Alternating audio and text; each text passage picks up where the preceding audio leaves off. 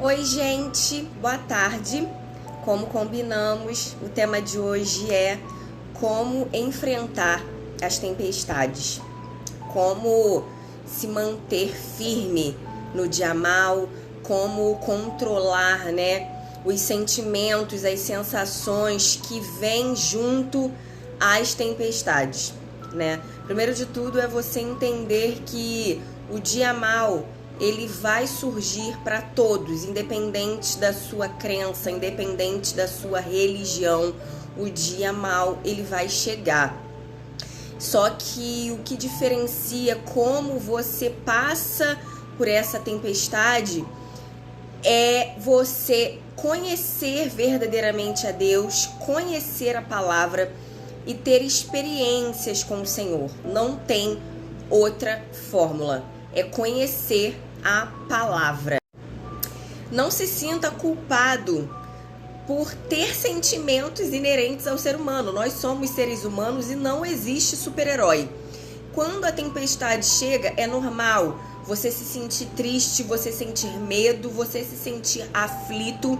O que você não pode é deixar com que esses sentimentos te paralisem, faça com que você perca a fé no Senhor e com isso ficar tão vulnerável a ponto do diabo encontrar espaço para atuar na sua mente de uma forma que você não consiga ver que depois disso vem a bonança, depois disso vai se cumprir o propósito, vai se cumprir o que Deus tem para você.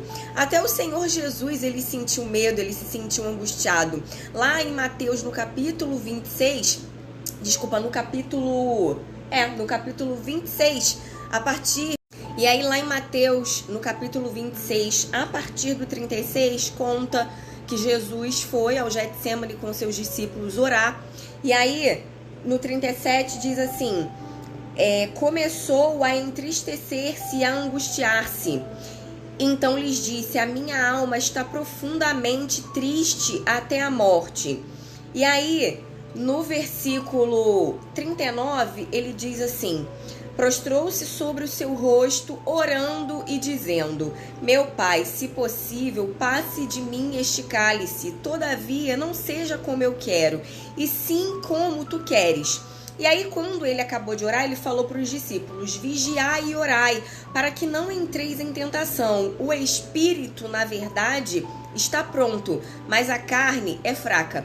Então, se até o Senhor Jesus passou por esses momentos de aflição, quem somos nós, Então, quem somos nós, para acreditarmos que não vamos sentir nada, nós somos super-heróis? Não, gente.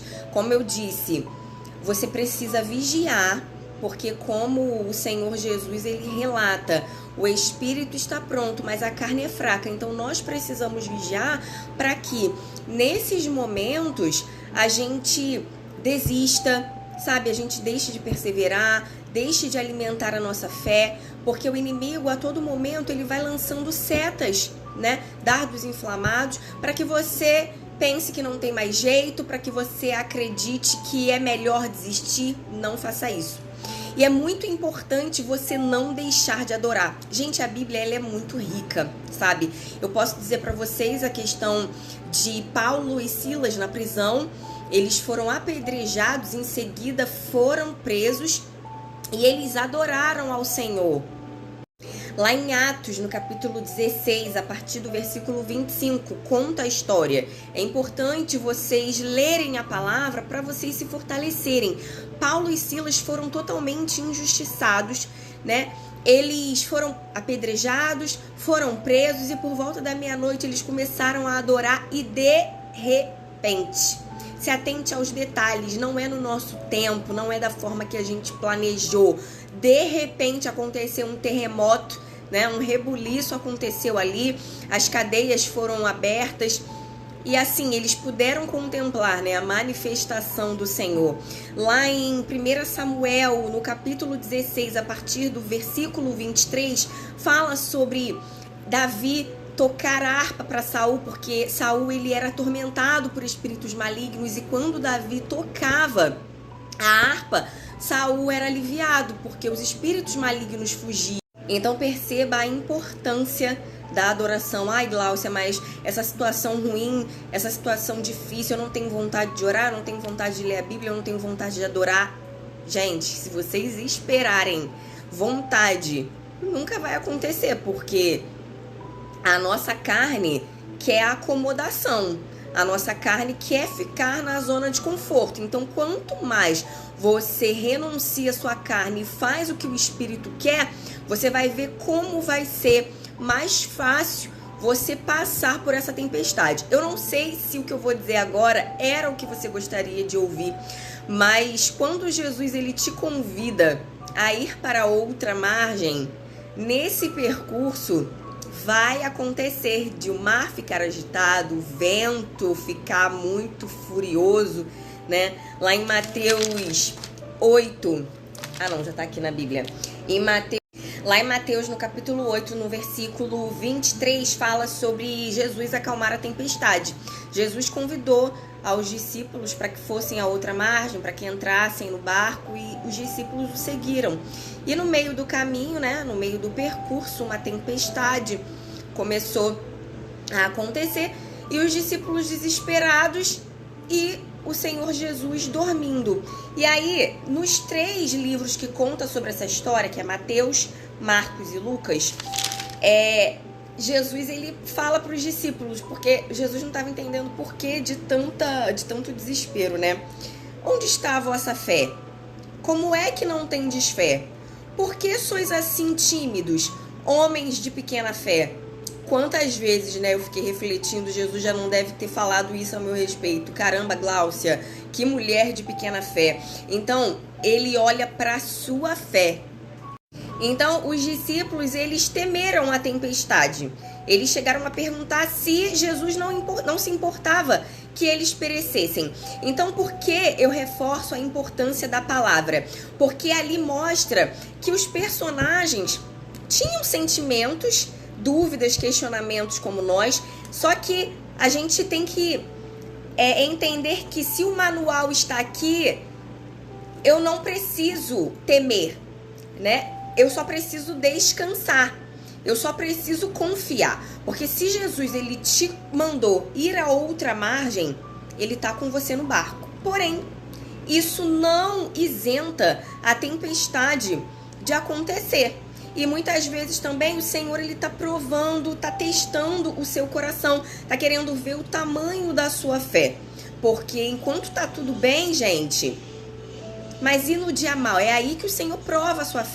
E o que me chama muita atenção é que, voltando à história do Senhor Jesus no Getsemane, quando ele foi orar, ele estava triste, ele estava angustiado, mas ele foi humilde em entender a soberania de Deus e que havia um propósito para aquela situação, e disse que seja feita a sua vontade. Se possível, passa de mim este cálice, mas que seja feita a tua vontade. Então não se perca nesse momento de tempestade, não deixa, que o inimigo ganhe espaço. E lembra que o Senhor Jesus também foi tentado, lembra que o Senhor Jesus também foi afrontado. Cuidado com esse evangelho que vem sendo pregado, que tudo vai dar certo na perspectiva do Senhor, porque Ele sabe o que a gente precisa passar. Tudo vai dar certo na perspectiva dEle, não na nossa. Os planos são dEle.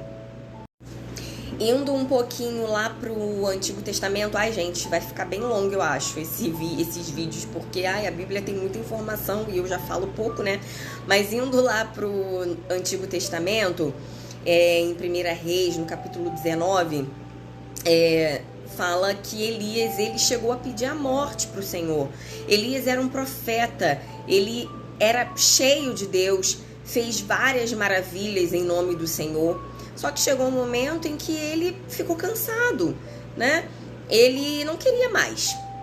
E eu acho muito interessante que às vezes, gente, nós vamos questionar, nós vamos murmurar e o Senhor não vai dar confiança, porque Ele só quer que você levante, coma e continue.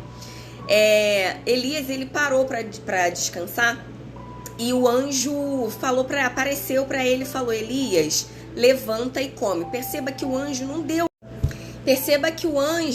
não deu comida na boca de Elias. Ele levantou, comeu, voltou a dormir, porque em alguns momentos o Senhor vai nos dar esse tempo de descanso. Na segunda vez o anjo aparece para ele, levanta, come e vai, porque o caminho será longo.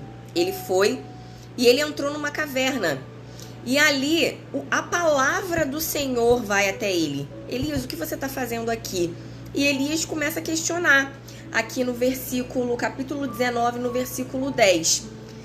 Elias respondeu ao Senhor: tenho sido zeloso pelo Senhor, Deus dos exércitos, porque os filhos de Israel deixaram a tua aliança, derribaram os teus altares, mataram os teus profetas à espada, e eu fiquei só e procuram tirar minha vida. E Deus fala para ele: sai. E pela segunda vez Deus pergunta para ele. E pela segunda vez o Senhor pergunta a Elias: o que fazes aqui, Elias? E ele repete o que eu li para vocês. Mas nesse momento de caverna em que Elias esteve, foi um momento em que ele teve uma grande experiência com o Senhor. Então, na tempestade, no momento de maior dificuldade, é onde você terá as maiores experiências com Deus. É onde você aprende verdadeiramente a confiar, a descansar, a depender e seguir rumo ao propósito. Porque Elias teve essa experiência, o Senhor perguntou o que ele estava fazendo ali, e logo em seguida Deus deu uma ordem: vai, faz isso, isso, isso, levanta fulano, levanta ciclano, unge beltrano, e ele foi. Então, entenda que você não está sozinho. O Senhor está com você nessa tempestade. Então, se mantenha firme com fé, porque de repente essa situação pode mudar. Ore, leia a palavra, adore, não se distraia, não retroceda, não deixe com que as afrontas, os levantes do inimigo façam você se distrair e se desviar do caminho que o Senhor tem para a sua vida. Se a palavra está aqui com todas essas orientações, com todos esses relatos de que os grandes mesmos, eu posso chamar de grandes servos, né, do Senhor, passaram por tantas coisas, comigo e com você não vai ser diferente. O que nos diferencia é o nosso posicionamento, tá? Que você tenha sido, que você seja, né, abençoado, edificado com essa palavra, entendendo que o dia mau chega, mas que Deus está com você.